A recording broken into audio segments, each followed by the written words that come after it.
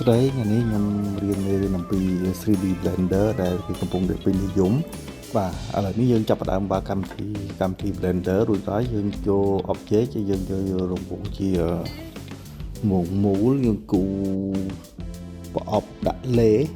បាទយើងបើករង្វង់មូលចឹងទៅហើយរួចមកយើង extrude វាឡើងលើបាទមកសំរុំទៅបន្ទាប់មកយើង scale វាឲ្យតូចតិចហើយយើងយកកឡើងលើអ្វីដែលធ្វើជាប្រអប់នេះមិនពិបាកទេអ្វីដែលពិបាកគឺយើងធ្វើជា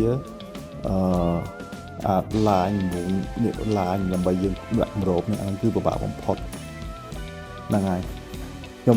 ញុំរៀនគូដែរទេខ្ញុំកំពុងមិនអត្ថាធិប្បាយវែងឆ្ងាយទេឥឡូវមើលជាការងារសម្រាប់តែខ្ញុំបានធ្វើក្នុងពេលនេះបាទអរគុណច្រើន